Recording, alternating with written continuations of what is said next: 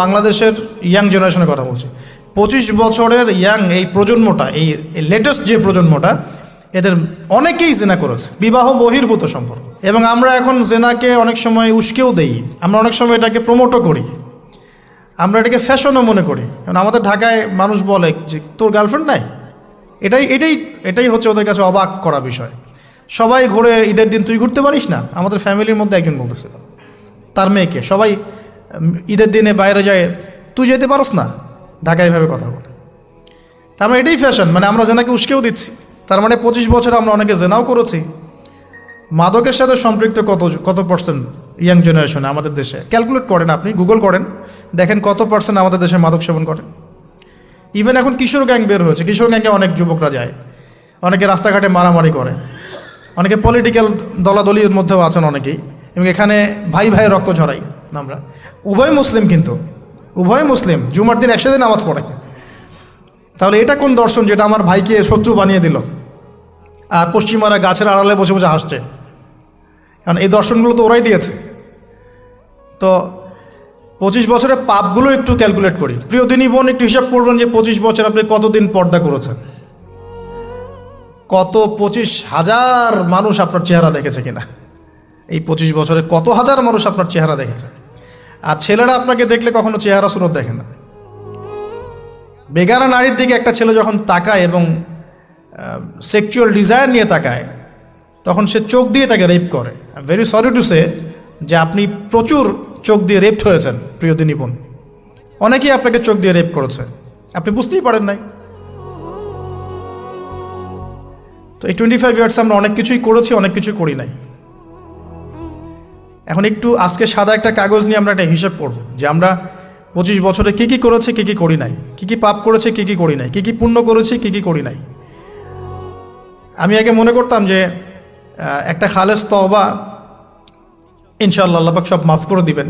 আসলে আল্লাহ পাক মাফ করেই দিবেন, কিন্তু ভিতর থেকে স্যাটিসফাই হতে পারবেন না আপনি।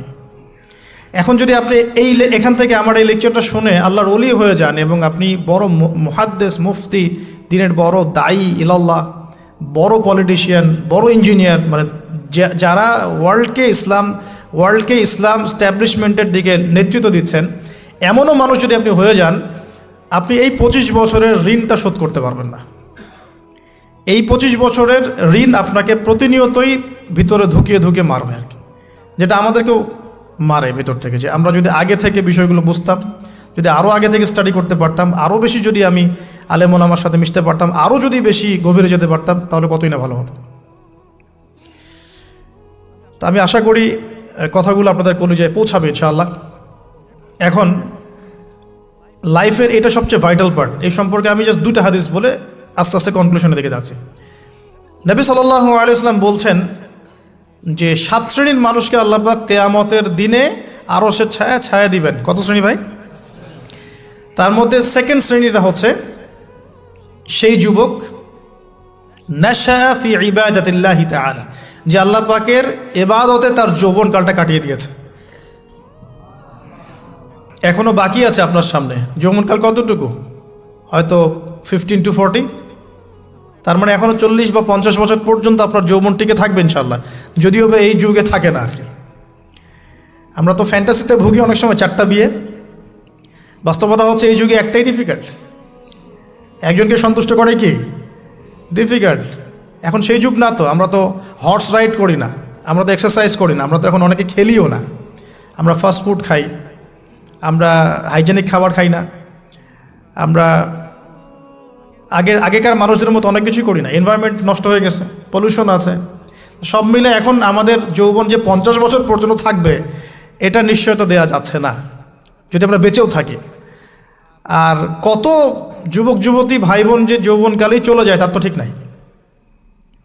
প্রিয় দিনী ভাইয়েরা, আমরা আলোচনা করছিলাম যৌবন সম্পর্কে।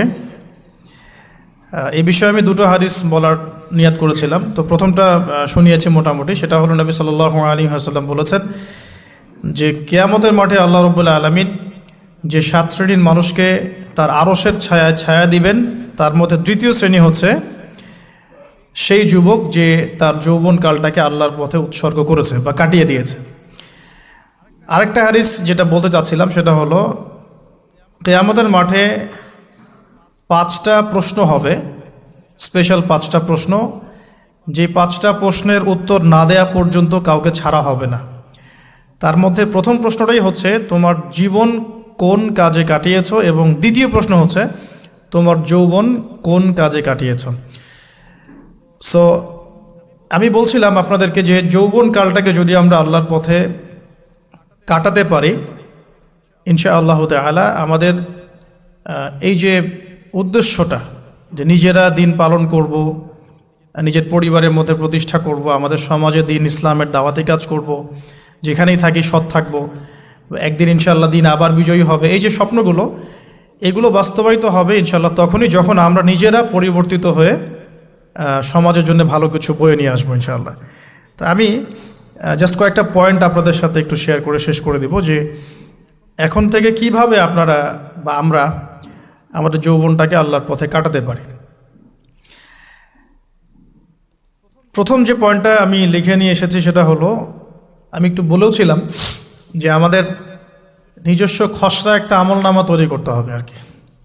আজকে আমরা সেটা করতে পারি বাসায় গিয়ে, যে আমরা যদি আমাদের গড় আয়ু হয় 60 বছর, তাহলে আমরা এখন কতটুকু সময় পেতে পারি, আর এই সময়টুকুর মধ্যে আমাদের টার্গেট কি, আমরা আসলে কি চাচ্ছি, কি অ্যাচিভ করতে চাই, যা চলে গেছে এই সময়টুকুর মধ্যে আমরা কিভাবে আল্লাহর রহমত পাবো, ক্ষমা পাবো কিভাবে।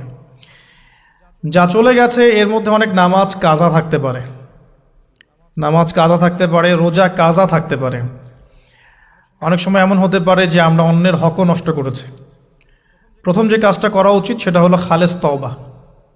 1 নাম্বার তাহলে আমরা বলতে পারি, যদি আমরা এখন সংকটগুলো চিহ্নিত করে সমাধানের পথে হাঁটতে চাই, তাহলে আমাদের যৌবনটা আল্লাহর পথে উৎসর্গ করা ছাড়া কোনো অপশন নাই। উৎসর্গ বলতে আমি বোঝাচ্ছি কাটিয়ে দেয়া, আল্লাহর ইবাদত করে কাটিয়ে দেওয়ার কোনো বিকল্প নাই।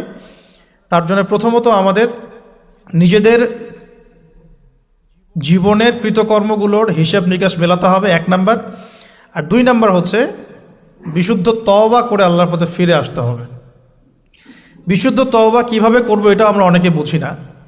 অনেকে মনে করি যে মুখ দিয়ে জাস্ট আস্তাগফিরুল্লাহ বললেই হয়তো তওবা হয়ে যায়। বিষয়টা এমন নয়। বিশুদ্ধ তওবা হচ্ছে আপনি আল্লাহর দিকে পরিপূর্ণ অভিমুখী হবেন, রুজু করবেন, এর নাম হলো বিশুদ্ধ তওবা। যে পাপগুলো করেছি এগুলোর জন্য ক্ষমা চাওয়া, এই পাপগুলো কোনোদিন করব না এরকম প্রত্যয় ব্যক্ত করা, আর যদি অন্যের সাথে সম্পৃক্ত কোনো হক থেকে থাকে সেটা ফেরত দেওয়া। তো আমরা আজকে গিয়ে সুন্দর করে ওযু করে 2 রাকাত নামাজ পড়তে পারি। 2 রাকাত নামাজ পড়ে আমরা আল্লাহকে বলতে পারি যে আস্তাগফিরুল্লাহাল্লাযী লা ইলাহা ইল্লা হুয়াল হাইয়ুল কাইয়্যুম ওয়া আতুবু ইলাইহি। আল্লাহ, আমি আমার জীবনের এই যে একটা বড় সময় তোমার থেকে দূরে ছিলাম, নামাজ কাজা হয়েছে, রোজা কাজা হয়ে গেছে, চোখের হেফাজত হয় নাই, জিনা হয়ে গেছে নাউজুবিল্লাহ, মাদকের সাথে সম্পৃক্ত ছিলাম নাউজুবিল্লাহ, আমরা মিউজিক্যাল ইনস্ট্রুমেন্ট প্লে করেছি, ইত্যাদি ইত্যাদি। এগুলো থেকে আল্লাহ আমরা আজকে তোমার কাছে তওবা করছি, ক্ষমা চাচ্ছি, এবং আগামী দিনগুলোতে তোমার হুকুম আহকাম মেনে চলার তৌফিক চাচ্ছি। 2টো জিনিস খুব প্রয়োজন, একটা হলো তৌফিক, একটা হলো দোয়া। আপনার প্রচেষ্টা আল্লাহর কাছে দোয়া করতে থাকা এবং আল্লাহর কাছে তৌফিক কামনা করতে থাকা। আল্লাহ পাক যাকে ইচ্ছা তাকে তৌফিক দিয়ে থাকেন। আল্লাহ রাব্বুল আলামিন যাকে ইচ্ছা তাকে তৌফিক দিয়ে থাকেন। যে আল্লাহর কাছে যত বেশি চাইবে আল্লাহ পাক তত বেশি দিবেন ইনশাআল্লাহ। তো এই জন্য চেয়ে নিতে হবে, প্রথমত চেয়ে নেবেন যে আল্লাহ আপনি আমাকে তৌফিক দিন, যাতে করে আমি আমার পুরো জীবনটাকে আপনার ইবাদতে কাটাতে পারি, আরও সে ছায়া পেতে পারি। আল্লাহ কবুল করুন, আমিন। এখন ইস্তেগফার করার পর যার যার হক তাকে তাকে ফিরিয়ে দেওয়া উচিত। যদি আপনি বা আমি আল্লাহ না করুক কারো হক নষ্ট করে থাকি, সেটা ফিরিয়ে দিতে হবে। এই হক নষ্ট ফিরিয়ে দেওয়ার মানে এটা নয় যে গার্লফ্রেন্ডকে কথা দিয়েছিলেন বিয়ে করবেন, সেখান থেকে ফিরে আসা যাবে না। ব্যাপারটা কিন্তু এমন নয় আর কি। এরকমও প্রশ্ন আমাদের কাছে অনেকে করেছেন যে আমি তো আমার গার্লফ্রেন্ডকে কথা দিয়েছিলাম যে আমি তোমাকে ছাড়া আর কাউকে বিয়ে করব না, তো এখন কি আমি ফিরে আসলে, তওবা করে ফিরে আসলে কি এর জন্য আল্লাহ আমাকে ধরবেন কিনা? মনে রাখবেন, শয়তান হচ্ছে এই পৃথিবীর সবচাইতে ইন্টেলেকচুয়াল প্রাণী। সিরিয়াসলি, ও যে এত বেশি স্মার্ট যেটা আমাদের চিন্তারও বাইরে, চিন্তার বাইরে। যখন শয়তান সরাসরি মানুষকে পথভ্রষ্ট করতে ব্যর্থ হয় তখন কিছু নেক সুরত ধারণ করে। দিনী ভাই দিনী বোন, এটা নেক সুরত, ঠিক আছে। তারপরে দাড়ি টুপিওয়ালা মানুষের মধ্যে এটা ঢুকিয়ে দেওয়া যে আমি তো অনেক আবেদ মানুষ, পরহেজগার, ওরা তো ককরোচ। দেখবেন বেশি না, 1 মাস যদি কেউ নামাজ পড়ে, 1 মাসে 10টা বই পড়াশোনা করে, ইসলাম সম্পর্কে একটু ঘাটাঘাটি করা শুরু করে, অন্যদের সাথে কথা বলার ক্ষেত্রে তার যে বডি ল্যাঙ্গুয়েজ, এটা খেয়াল করবেন। তো শয়তান কিন্তু অনেক স্মার্ট, এভাবে শয়তান অনেকভাবে মানুষকে প্রতারিত করতে পারে। সো শয়তানের নেক্সট শুরুতে ধোকায় পা দিবেন না। আল্লাহ পাক আমাদের সবাইকে হেফাজত করুন, আমিন। খুব ভালো একটা কাজ করছি মনে করেন, একটা বড় প্রজেক্ট করছি সারা বাংলাদেশ ব্যাপী, একটু মনের মধ্যে ঢুকিয়ে দিল যে মানুষ তো দেখুক, মানুষ ভালো বলুক, যথেষ্ট আমল ধ্বংস হওয়ার জন্য। এতটুকু যথেষ্ট আমল ধ্বংস হয়ে যাওয়ার জন্য। আল্লাহ মাফ করুক আমাদেরকে। তো প্রথমেই প্রিয় ভাই তওবা করে ফিরে আসা, যার যার হক তাকে তাকে ফেরত দিয়ে দেওয়া। এরপরের সবচাইতে ইম্পর্ট্যান্ট জায়গাটাই হচ্ছে ইলম অর্জন করা। যেখানে আছেন সেখানেই থাকবেন, মানে যে যে প্রতিষ্ঠানে যে সাবজেক্টে পড়ছেন, এখন আপনাদের প্রায় জীবনের 20টা বছর চলে গেছে। এখন সবার পক্ষে আবার ইউটার্ন করে 0 থেকে স্টার্ট করা পসিবল না, এবং এটা বুদ্ধিমানের কাজও হবে না, এটা বুদ্ধিমানের কাজও হবে না। ওই সেকশনে যারা আছেন তাদের সংখ্যা কিন্তু প্রচুর, যারা দিনই লাইনে পড়াশোনা করছেন, ঠিক আছে। আল্লাহ চাইলে তাদের মধ্য থেকেই ইনশাআল্লাহ এমন অনেক বড় বড় মুফতি, মুহাদ্দিস, ইমাম তৈরি হবেন যারা ধর্মীয় অঙ্গনে নেতৃত্ব দিবে ইনশাআল্লাহ। আর যদি দেখা যায় তারা তাদের দায়িত্ব পালন না করেন, তখন আল্লাহ পাক জেনারেল থেকে মানুষ উঠায় নিয়ে আসবেন। এটা আল্লাহ পাকের কৌশল, আল্লাহ পাক করতে পারেন। এখন আপনি কি করবেন? যেহেতু আপনারা 20-25 বছর পার করে আসছেন, যে সাবজেক্টে পড়ছেন কন্টিনিউ করতে থাকবেন। যদি এনভায়রনমেন্ট থাকে ফ্রি মিক্সিংয়ের, এখানে আপনি আপনার চোখকে হেফাজত করার চেষ্টা করবেন সর্বোচ্চ। এ ব্যাপারে আমি একটা বই সাজেস্ট করি, এই বইটা পড়লে ইনশাআল্লাহ আপনার অন্তরের মধ্যে এই বিষয়গুলো কমে আসবে ইনশাআল্লাহ। সেটা হলো তাসকিয়া, ও আরেক নামে এসেছে, সেটা হলো তাসাউফ ও আত্মশুদ্ধি।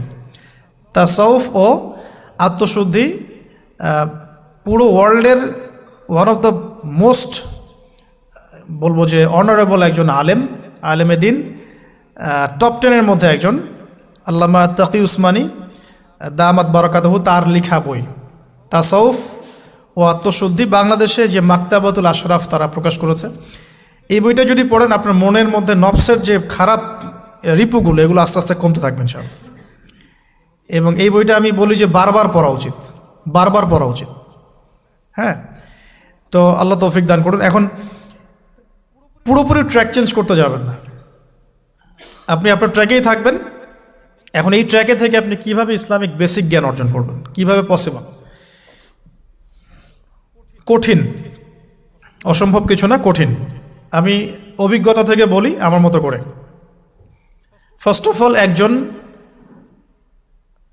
বিজ্ঞ কারি সাহেব, হাফেজে কোরআন বা কারি, প্রাথমিক স্টেজ বলছি, বিজ্ঞ একজন কারি সাহেব বা হাফেজে কোরআন, যার সাথে আপনার ভালো সম্পর্ক বা যাকে আপনি চিনেন, রিনাউন্ড বা যিনি খুব কোঅপারেটিভ, আপনাকে সময় দেন, টাইম দেন, এরকম কারো কাছে গিয়ে আপনি কোরআন তেলাওয়াত করা শিখবেন আগে। ফার্স্ট অফ অল এটা কাজ, কোরআন তেলাওয়াতটা আগে শিখবেন। আমি তো যে দুঃখ করে বলি, কষ্ট করে বলি, যে আমাদের এই দিনী অঙ্গনে এমন অনেক মানুষ আছে যারা ইভেন কোরআন রিসাইট পর্যন্ত করতে না পেরেও অনেক বড় বড় জায়গায় অভিনয় করেন, দিনিয়াতের অভিনয় করে যান, নিজের সাথে অভিনয় করে যান। অনেক সময় উদ্ধতাবশত বড় বড় আলেমদেরকে বাহাসের জন্য চ্যালেঞ্জ করে থাকেন, অথচ কোরআন তেলাওয়াত শুদ্ধ না। কোরআন তেলাওয়াত শুদ্ধ না মানে নামাজই হচ্ছে না। কোরআন তেলাওয়াত শুদ্ধ না মানে কি? নামাজ হচ্ছে না। কবুল করার মালিক তো আল্লাহ, শর্ত তো এটা। কবুল করার মালিক তো আল্লাহ। আল্লাহ পাক চাইলে কেউ 1 ওয়াক্ত নামাজ না পড়লেও তওবা করে ফিরে আসছে মৌতের আগে, হয়তো আমরা জানি না, আল্লাহ মাফ করে দিয়েছেন, হতে পারে না? কিন্তু এটা তো শর্ত, কোরআন তেলাওয়াত তাজবিদের সাথে শিখতে হবে। তো এখানে যদি একজন আলেম থাকেন, একজন কারি থাকেন, হাফেজ থাকেন, তার কাছে আপনারা ব্যাচ করে পড়লেন, অথবা সে যদি কোনো ইনস্টিটিউট খোলে সেখানে আপনারা একটু সময় দিলেন, বা যারা পড়তে জানেন আবার মস্ক করে নিলেন। ফজরের পর 1 ঘন্টা, সপ্তাহে 3 দিন, 3 মাস এনাফ। ফজরের পর 1 ঘন্টা, সপ্তাহে 3 দিন, আপনার 2 থেকে 3 মাস যথেষ্ট। কোরআন তেলাওয়াত আপনি শিখে ফেলবেন ইনশাআল্লাহ। এটা প্রথম কাজ। এটা না করে পরের কাজগুলো আসলে পসিবল না। এগুলো সব জাতামাতা কাজ হয়ে থাকবে, এগুলো মানে পূর্ণতা পাবে না।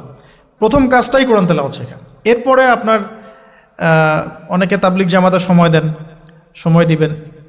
অনেকে দেখা যায় যে বাসায় দিনই বই পুস্তক পড়েন, এগুলো পড়বেন, ঠিক আছে।